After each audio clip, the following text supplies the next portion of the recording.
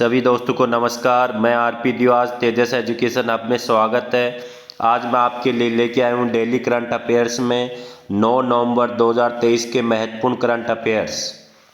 साथ ही इसमें assistant professor वाले अभ्यर्थियों को डेली करंट अफेयर्स कब तक का पढ़ना चाहिए, इस पर भी वीडियो के अंत में चर्चा करेंगे। शुरुआत करते हैं आज के पहले क्वेश्चन की। बहुत ही इम्पोर्टेंट क्वेश्चन है। राष्ट्रपति द्रौपदी मुर्मू द्वारा सर्वश्रेष्ठ व्यक्तित्व दिव्यांगों के सशक्तिकरण के लिए राष्ट्रीय पुरस्कार से किसे सम्मानित किया गया है? प्रशांत अग्रवाल, रमन अग्रवाल, स्नेहा शर्मा, राजीव वर्मा। इसका उत्तर होगा प्रशांत अग्रवाल। प्रशांत अग्रवाल नारायण सेवा संस्थान के निदेशक हैं। नारायण सेवा संस्थान।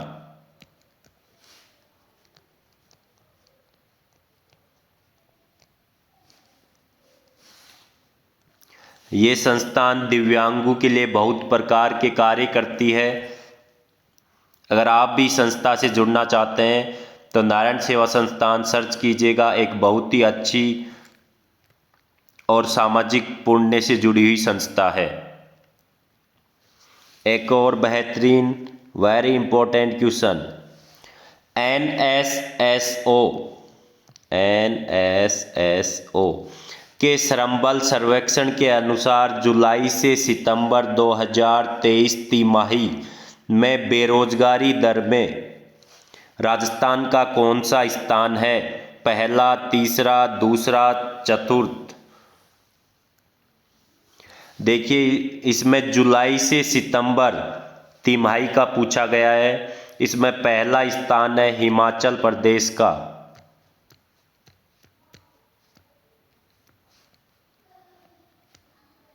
और दूसरा स्थान है राजस्थान का।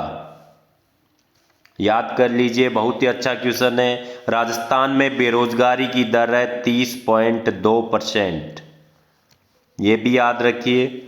अगर क्वेश्चन को अच्छे लेवल का, मॉडरेट लेवल का बनाना हो तो ये बेरोजगारी की दर पूछी जा सकती है।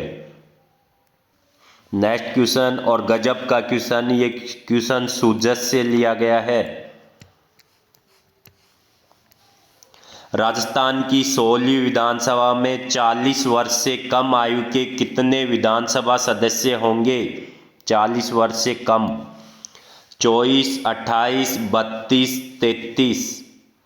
ये देखिए, आप स्क्रीन पे देख सकते हो जो 40 वर्ष से कम आयु के विधायक हैं उन सब की फोटो दिखाई गई है यहाँ पे। राज्य की नई विधानसभा में 28 सदस्य 40 से वर्ष से कम आयु के, तो इसका उत्तर होगा 28, ऑप्शन नंबर बी। बहुत ही अच्छा और अच्छे लेवल का डाटा है ये। इसमें पहले नंबर पर सबसे जो युवा हैं वो है रविंदर सिंह भाटी, जो शिव विधानसभा क्षेत्र से हैं और ये निर्दलीय हैं। साथ ही देखिए, आजकल जो एक नंबर पे क्वेश्चन होता है उसे नहीं पूछा जाता, सेकंड नंबर वाले की ज़्यादा चांस होते हैं।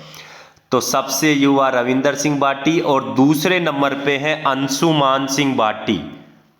ये देख सकते हैं आप फोटो, अंशुमान सिंह भाटी। ये भी नाम याद रखना आप। 27 वर्ष के हैं ये और कोलायत विधानसभा क्षेत्र से इन्होंने चुनाव जीता है। तो दूसरे सबसे युवा कौन है? अंशुमान सिंह भाटी। Next question.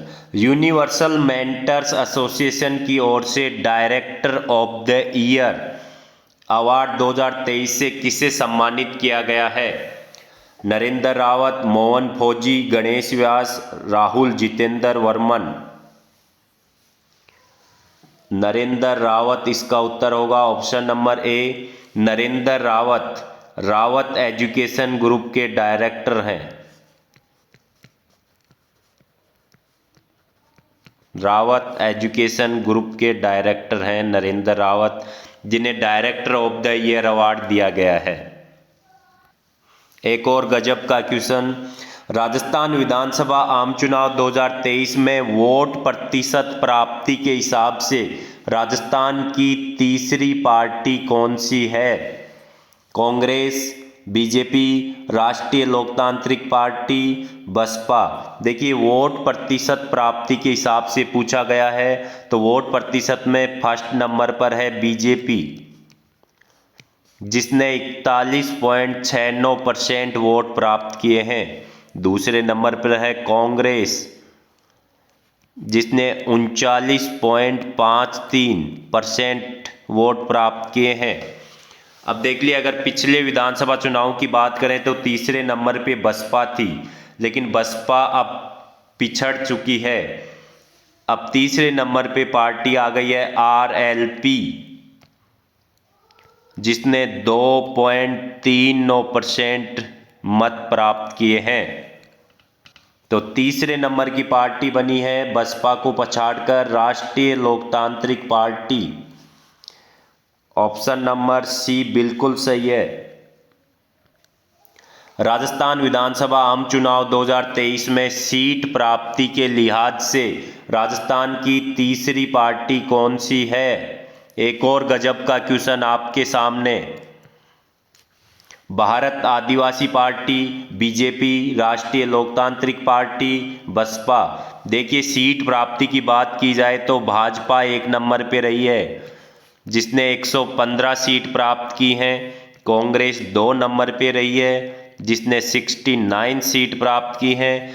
तीसरे नंबर पे रही है भारत आदिवासी पार्टी, बीएपी, जिसने 3 सीटें प्राप्त की हैं। ये बीएपी पार्टी बीटीपी पार्टी से अलग है, ये याद रखना, कंफ्यूज मत हो जाना। बीटीपी पार्टी की फुल फॉर्म है भारत ट्राइबल पार्टी, जबकि बीएपी की फुल फॉर्म है भारत आदिवासी पार्टी। जबकि बसपा ने 2 सीटें प्राप्त की हैं। तो इस क्वेश्चन का उत्तर होगा Bharat Adivasi party, option number A. Seat प्राप्ति के हिसाब से तीसरी पार्टी है बीएपी। एक और गजब का क्वेश्चन। राजस्थान में महिलाओं के आर्थिक सशक्तिकरण हेतु द अल्ट्रा पावर्टी प्रोग्राम पहल किस बैंक के द्वारा शुरू की गई है? भारतीय state bank, state bank of India, bank of Baroda, HDFC bank. इसका उत्तर होगा HDFC bank, option number D.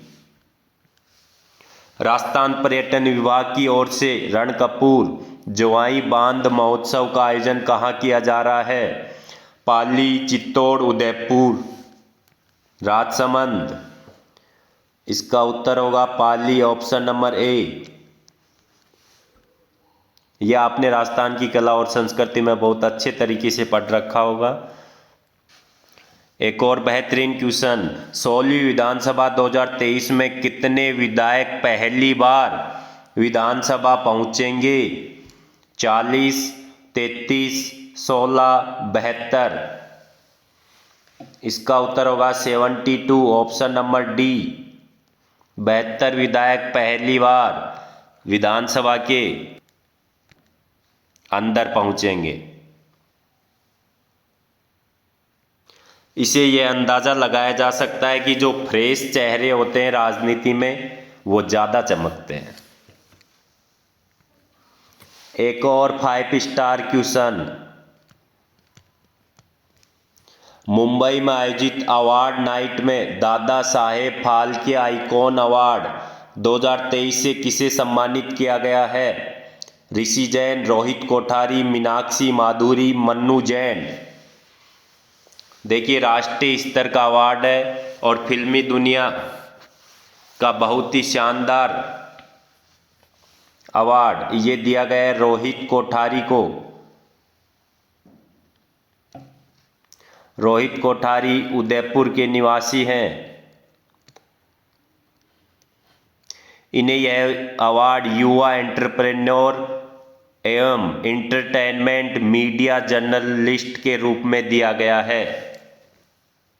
Dada Saheb Phalke award मत समझ लीजिए, ये फाल्के आइकॉन अवार्ड है।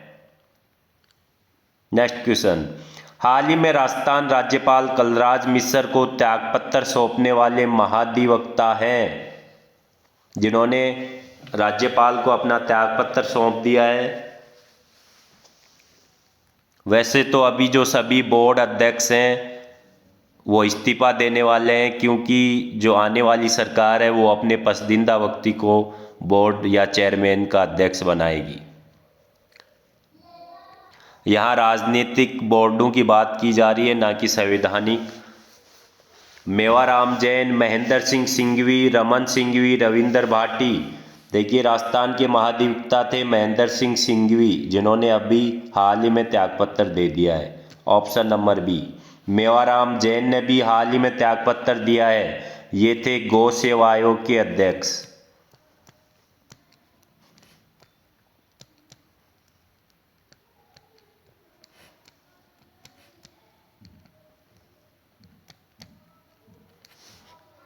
देखिए, जो राजनीति में हार जाता है वो भी अपनी सरकार बनने पर उसकी बैकडोर एंट्री हो जाती है इन बोर्ड के अध्यक्ष के रूप में।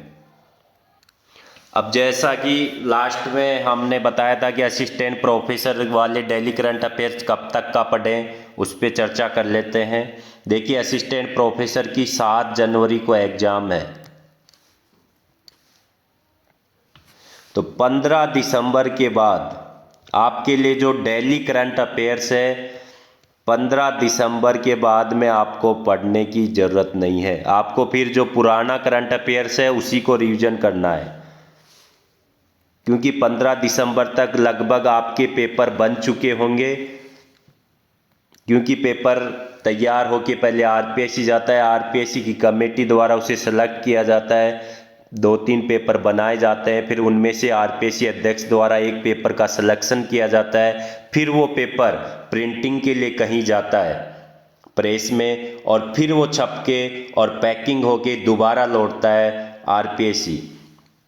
तो इतनी प्रोसेस में कम से कम 20 से 25 दिन लगना, 20 से 25 दिन नॉर्मली लग जाते हैं इतनी लंबी प्रोसेस में। तो आप 15 दिसंबर के बाद में डेली करंट अफेयर्स को पढ़ना बंद कर सकते हैं। लेकिन जो जूनियर अकाउंटेंट वाले हैं उन्हें अभी ये कंटिन्यू रखना है डेली करंट अफेयर्स, क्योंकि हम आपको सिर्फ 10 मिनट में, देखिए, एक दिन में 10 मिनट आपको निकालनी है और आपको डेली करंट अफेयर्स हम तैयार करवा रहे हैं। देखिए, डेली करंट अफेयर्स का लगभग 10 से 15% जरूर योगदान होता है। अगर कम से कम पूछा जाए तो 10 से 15% अंक बाहर जरूर होता है डेली करंट अफेयर्स का, और 10 से 15 मिनट में ही हम डेली आपको कवर करा रहे हैं। अधिकतम की कोई पहुंच नहीं हो सकती, 20 से 25% कितना भी हो सकता है, लेकिन न्यूनतम इतना ज़रूरी होता है किसी भी एग्ज़ाम पेपर में। तो एक बहुत ही अच्छा अंक बाहर है इसमें आपको लीड प्राप्त करनी है। साथ ही मैं असिस्टेंट प्रोफेसर वालों को एक बात और तय कर दूं कि ये थर्ड पेपर में अपनी पूरी जान झोंक दीजिए, अपनी जितनी ताकत है वो लगा दीजिए, क्योंकि अगर ये पेपर आपका थोड़ा कमज़ोर होता है तो आपका अगले पेपरों के लिए उत्साह है, जोश है, वो उसमें कमी आएगी।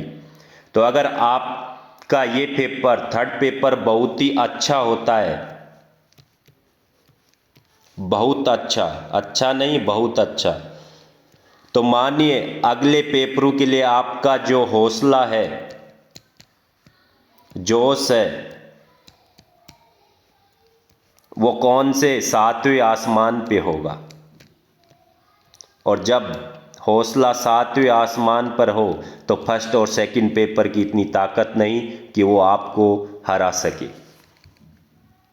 तो गाइस, थर्ड पेपर आपके लिए बिल्कुल एक सुनहरा मौका है लीड प्राप्त करने का।